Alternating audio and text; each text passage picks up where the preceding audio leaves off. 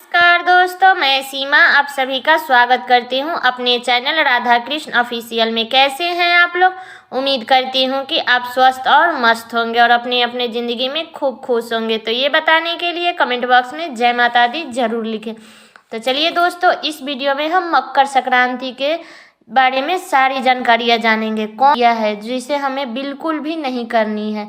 जो जानते हैं वो तो ठीक है, जो नहीं जानते हैं वो वीडियो को पूरा देखेंगे और वो सब बातें नोट भी करेंगे।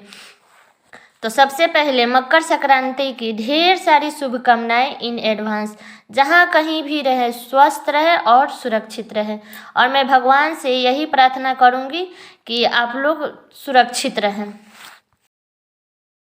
अब चलिए आगे सारी महत्वपूर्ण बातें जान लेते हैं। तो सबसे पहले बता दूं कि मकर संक्रांति का व्रत हम 2024 में 15 जनवरी को मनाएंगे, जो कि दिन पड़ा है सोमवार। तो आप लोग याद रखिएगा। किसी साल ऐसे हो जाता है कि ये व्रत 2 दिन मना लेते हैं। कितने लोग 14 को मनाते हैं और कितने लोग 15 को मनाते हैं। लेकिन अब की बार 2024 में हम 15 जनवरी को ही मकर संक्रांति का व्रत मनाएंगे। और हम सबको मालूम ही है कि खरमास अब खत्म हो रहा है। सूर्य जो है राशि परिवर्तन करते हैं। सूर्य जो है वो मकर राशि में प्रवेश करते हैं धनु राशि से। तब हम लोग मकर संक्रांति का व्रत करते हैं, जबकि मकर राशि में जब सूर्य भगवान प्रवेश कर जाते हैं तो मकर संक्रांति का व्रत मनाते हैं। तो मकर संक्रांति के बाद हमारे घर में जितने भी मांगलिक कार्य है वो सब शुरू हो जाते हैं। जैसे शादी विवाह का बात हो, बच्चे का मुंडन हो, गृह प्रवेश हो, मतलब कोई भी शुभ कार्य हो वो सब शुरू हो जाता है। जैसे 15 जनवरी को खरमास खत्म होगा और 16 जनवरी से हमारे घर में सारे शुभ और मांगलिक कार्य शुरू हो जाएंगे। तो चलिए बता देते हैं कि हमें उस दिन कौन कौन से कार्य करनी चाहिए और हमें सुबह की शुरुआत सबसे पहले कैसे करनी चाहिए।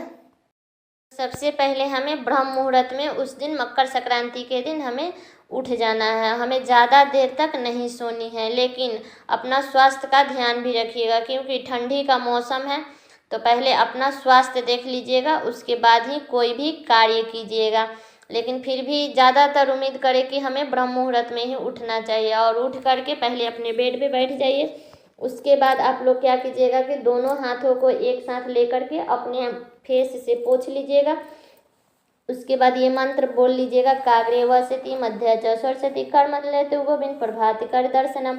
ऐसे मंत्र का आप जाप कर लीजिएगा। उसके बाद 3 बार अपने फेस से अपने हाथ को घुमा लीजिएगा और फिर अपने बिस्तर से उठ के पहले दाहिना पैर हमें आगे निकालना है, बायां पैर नहीं निकालना है। और दाहिने पैर उतार करके फिर हमें धरती माता को प्रणाम करनी है, क्योंकि मकर संक्रांति के दिन हमें इतने अच्छे से अपने दिन की शुरुआत करनी है कि भगवान करे कि हमारे मतलब सालों भर का जो भी दिन है वो अच्छे से सुखमय बीते। तो इसलिए हमें मकर संक्रांति के दिन बहुत ही अच्छे से कार्य करनी है।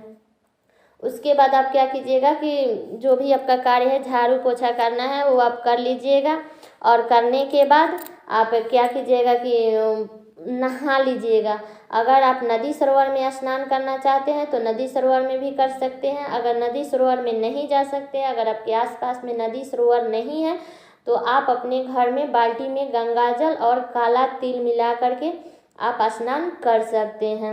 और स्नान करने से पहले ही आप जो भी दान करने की सामान है, दाल चावल आटा या दही चिवड़ा लाई तिल, मतलब ये सब हमारे यहाँ दान किया जाता है। तो दान करने की सामान हमें पहले ही निकाल करके रख लेनी है। अगर आप नदी सरोवर में स्नान करने जाते हैं तो वहाँ पर जाने से पहले हमें मतलब 1 दिन पहले ही हमें जो भी दान करने की सामान है उसको भी निकाल करके अलग रख लेनी है। अपना कपड़ा रख लीजिएगा, ये नहीं कि मतलब सुबह में हबर हबर में कुछ मतलब छूट जाता है, तो ऐसे हमें नहीं करनी है। पहले से ही हमें रेडी करके रख लेनी है। उसके बाद अगर आप गंगा सरोवर में जा रहे हैं स्नान करने तो आप अपने हाथ में काला तिल लेते जाइए और अपने सर से ढक के काले तिल से स्नान कर लीजिएगा। इसमें कोई दिक्कत नहीं है, ऐसे ही मतलब स्नान किया जाता है। उसके बाद स्नान करने के बाद हमें सूर्य भगवान को सबसे पहले जल देनी है। तो सबसे पहले आप मेकअप करें या ना करें, थोड़ा सा सिंदूर लगा लीजिए। उसके बाद आप सूर्य भगवान को जल दे दीजिएगा, क्योंकि मकर संक्रांति का व्रत हम सूर्य भगवान के लिए ही करते हैं, तो उस दिन सूर्य भगवान को जल आप लोग जरूर दीजिएगा। और जल में हमें क्या क्या डालनी है, तो गुड़, अक्षत और तिल, पुष्प, इतना सामान डाल करके आप सूर्य भगवान को 1 लोटा जल आप अर्पित कर सकते हैं। उसके बाद आप जो दान करने की सामान रखी है उसको छू लीजिएगा, और छू करके चाहे तो आप पंडित जी को भी दे सकते हैं, क्योंकि वो दान का सामान जो है वो पंडित जी को ही दिया जाता है। तो चाहे तो आप पूजा से पहले भी दान कर सकती हैं या पूजा के बाद भी दान कर सकती हैं, इसमें कोई दिक्कत नहीं है। जब आप दान करने वाला सामान जब छू लेती हैं, उसके बाद आप अपने घर के मंदिर में पूजा कर लें। तो घर के मंदिर में पूजा आप गंगा से पोंछ दीजिएगा कपड़ा भिगा के। उसके बाद गंगा जल से हमें सारे भगवान जी को पवित्र कर देनी है, और सारे गंगा जल आप अपने घर में भी छीट लीजिएगा, क्योंकि मकर संक्रांति के बाद हमारे घर में सारा शुभ और मांगलिक कार्य शुरू हो जाएंगे। तो भगवान करे कि हमारे घर से सारी नकारात्मक निगेटिविटी जितनी भी है वो सब घर से बाहर चली जाए, और सारी पॉजिटिविटी हमारे घर में प्रवेश करे, ताकि हम लोग पूरे साल मतलब शुभ और मांगलिक कार्य ही करें। ऐसे भगवान से प्रार्थना कीजिएगा, और सारे घर में गंगाजल छीट के हमें घर को शुद्ध कर लेनी है, क्योंकि ये तो मकर संक्रांति का जो है वो 1 महीने से कोई अच्छा शुभ कार्य तो हुआ नहीं है, तो हमें अपने घर की अच्छे से शुद्धिकरण कर लेनी है। उसके बाद आप क्या कीजिएगा कि भगवान जी को भोग लगा दीजिएगा। तो भोग में आप क्या लगाएंगे, कितने लोग दही चिवड़ा का भी भोग लगाते हैं, दही चिवड़ा और गुड़, कितने लोग तिल का भी भोग लगाते हैं। तो हमारे यहाँ तिल और दही चिवड़ा गुड़ का भी भोग लगता है, तो आप अपने यहाँ का थोड़ा सा नियम देख लीजिएगा। और आपके घर में जो भी जेंट्स है उनका जनेऊ उस दिन आप लोग ज़रूर चेंज करा दीजिएगा, क्योंकि उस दिन जनेऊ चेंज कराना बहुत ही मतलब अच्छा होता है। तो आप लोग जनेऊ चेंज करा दीजिएगा, और जो भी पुराना वाला जनेऊ है उसको आप लोग कहीं स्वच्छ जगह पे रख दीजिएगा। ये नहीं कि कूड़ा में डाल दिए या इधर उधर फेंक दिए, उसमें पैर लग रहा है, तो ऐसा गलती मत कीजिएगा। उसको अच्छे से मतलब कहीं एक कूड़ा जगह पे आप रख सकते हैं। और एक बात का और ध्यान रखनी है कि हमें मकर संक्रांति के दिन हमें कोरा वस्त्र नहीं पहनना है। अगर आप पहले से 1-2 बार पहनी है तो उसको पहन सकती है, जो न्यू है ब्रांड है उसको हमें मकर संक्रांति के दिन नहीं पहननी है। नहीं तो कितने लोग बोलते हैं कि अब तो खरमास ख़त्म हो गया, लेकिन ऐसा नहीं है, 15 तारीख तक ही खरवास रहेगा। तो इस दिन हमें कोरा कपड़ा नहीं पहननी है। और एक कार्य और कर लीजिएगा, मकर संक्रांति के दिन अपने पैर में महावर सुहागिन औरतें ज़रूर लगा लेंगी, क्योंकि महावर बहुत ही शुभ माना जाता है। तो अगर आपको सुबह से शाम तक कभी भी समय मिलता है तो आप अपने पैर में महावर ज़रूर लगा लीजिएगा।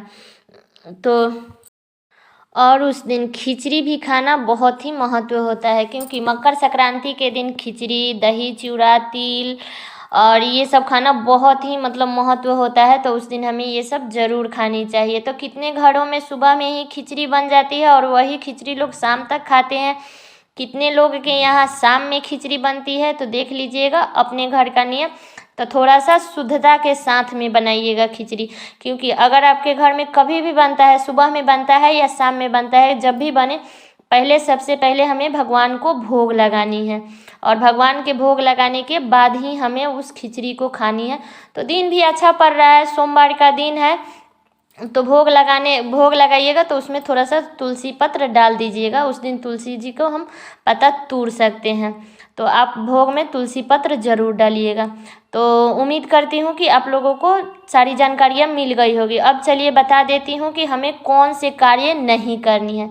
तो सबसे पहले हमें पीरियड में नदी सरोवर में स्नान नहीं करनी है, क्योंकि जितना आप पुण्य नहीं करेंगे उतना ज़्यादा आपसे पाप हो जाएगा। अगर आप पीरियड में हैं, नदी सरोवर में स्नान करने जाते हैं, तो आप तो अपने पाप का भागीदार बनेंगे ही। जितने लोग उस नदी में स्नान कर रहे हैं उस सब लोगों का पाप भी आप ही के ऊपर आएगा। तो इसलिए आप लोग नदी सरोवर में ना जाएं स्नान करने, अपने घर में ही स्नान कर लें। और सोमवार का दिन है तो थोड़ा सा देख लीजिएगा, सोमवार के दिन बाल से नहीं नहाते हैं, अपने कंधे से ही नहा लीजिएगा।